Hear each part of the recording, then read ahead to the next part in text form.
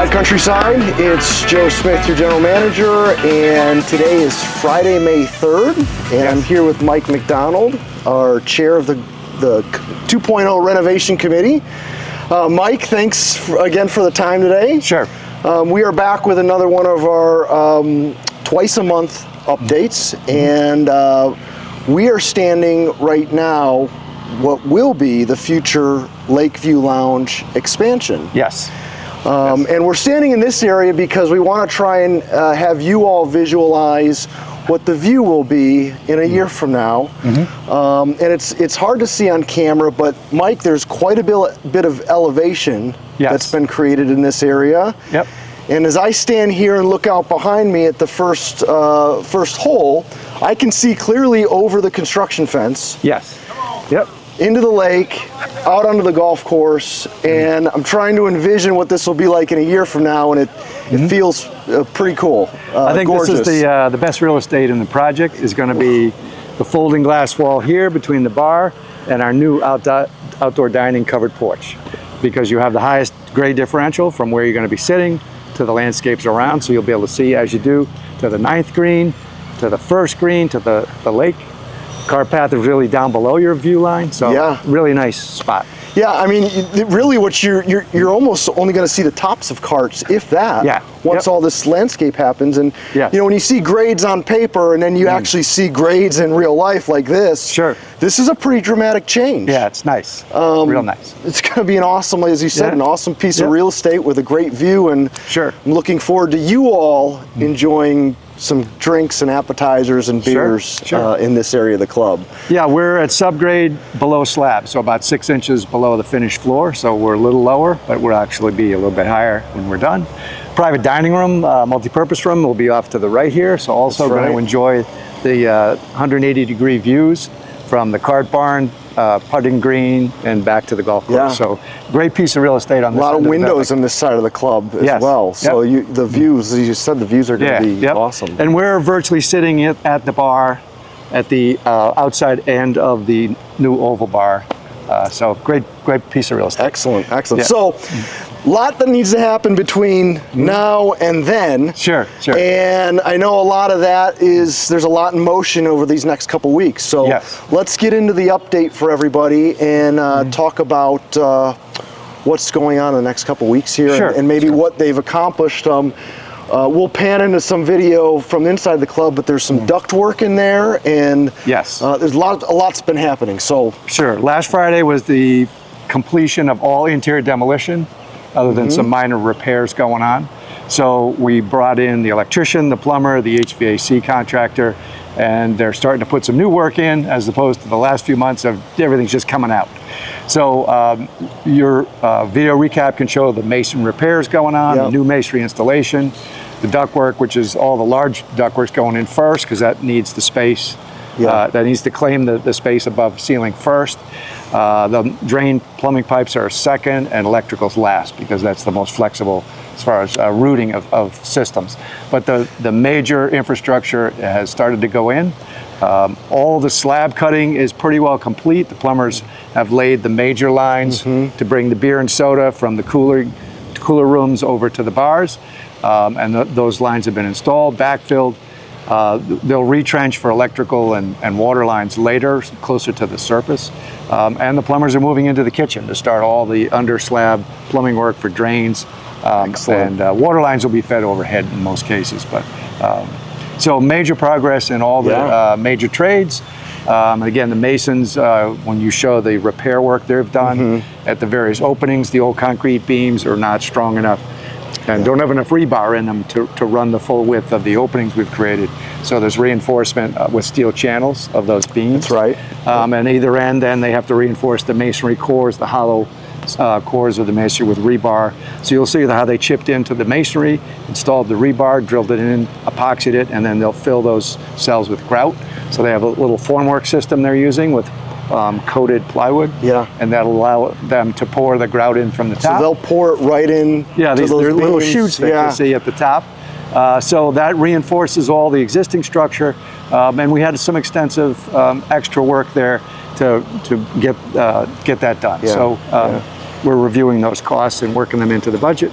but that work is well underway, and Excellent. that actually completes, the repair work completes this week, and there's already some new masonry walls being built. Yeah, yeah, I see some block on site here. So, so we're starting to take some shape here as we go into the next couple weeks. So foundations have been staked, and they're going to trench and compact and put stone down for the footings next week and the week after at this end with the addition for the multi-purpose room, the new bathrooms, and the additions to the bar, this whole open area that's been created. We're going to start to see that perimeter foundation go in, and the masons will be right behind them putting the walls up. Excellent. So you're going to start to see a building come back from where we've just been removing. Now we're going to return. I think at this point in going forward, you know, everybody loves the aerial footage that we do. But I've gotten a lot of comments the last couple videos that they don't see anything new from the sky. So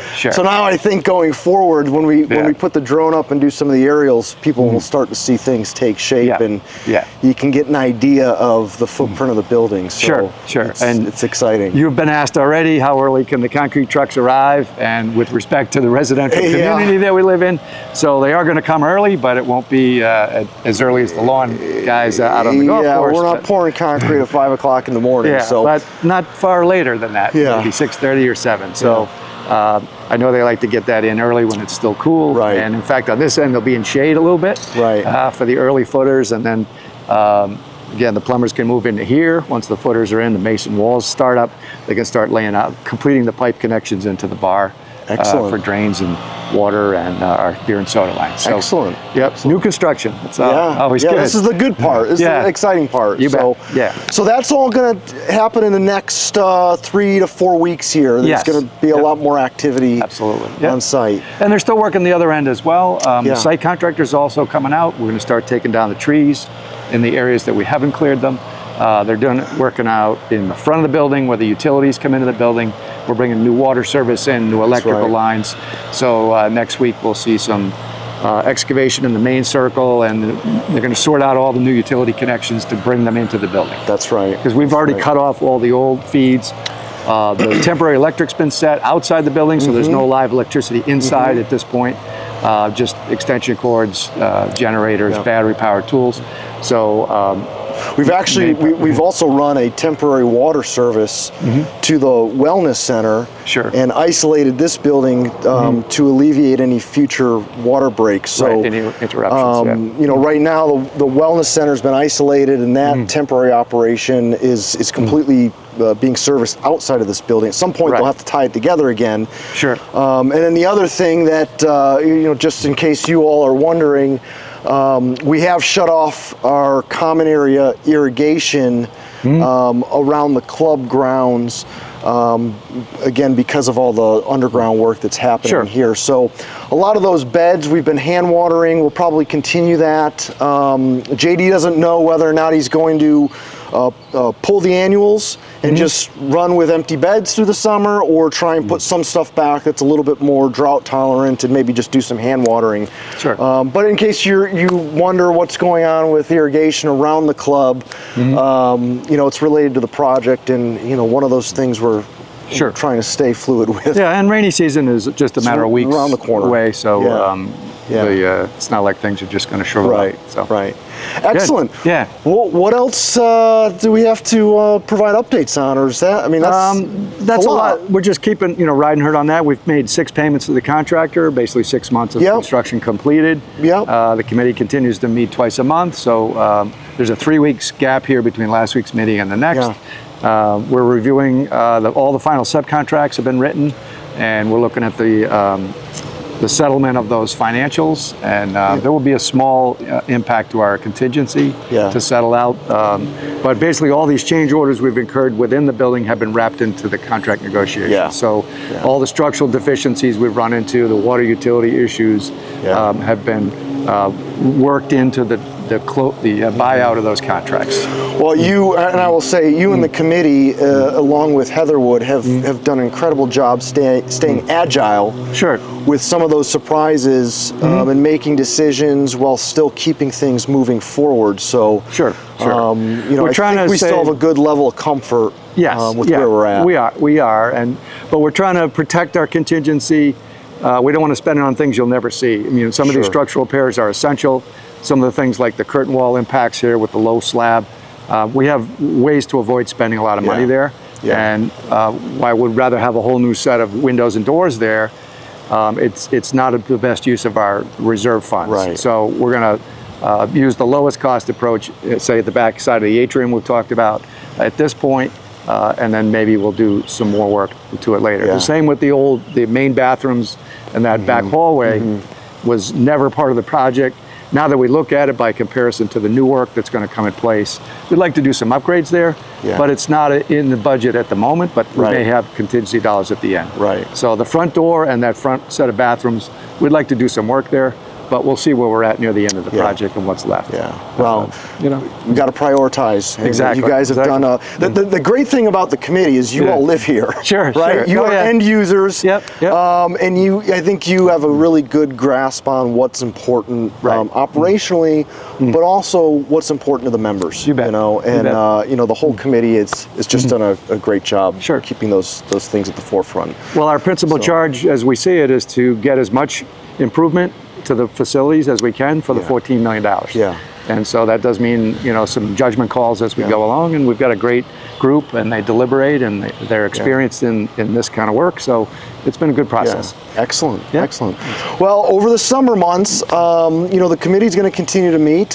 From an operational standpoint, we are starting to work on programming the club and, you know, planning to transition back into the club and getting operations up and running. And, you know, Scott and Jay and the food and beverage team, we're going to start to do a lot of site visits to other properties that have gone through similar renovations, you know, just as we can, you know, continue to focus on planning and how we're going to run this thing operationally. So this is the exciting stuff. And I think the updates that we provide in the coming weeks will just continue to get more exciting as you see, you know, more shape happening here and getting an idea of what's going on. It's looking good. It's looking awesome. Awesome. So, right. Mike, anything else, or did we cover it? I'm good. All right, excellent. Countryside, as always, any comments, questions, you can send them our way. The committee remains very active, and again, I know I say this over and over, but the website is a great source of information. So everything project related is archived there. You continue with your monthly reports and board updates and whatnot. So you have questions, you can't find one of us, which is rare, but if you can't, website's always available 24/7. So Mike, as always, thanks for the time. You bet. Countryside, stay tuned into your emails, more exciting updates coming, and we will see you around the club real soon. Thank you.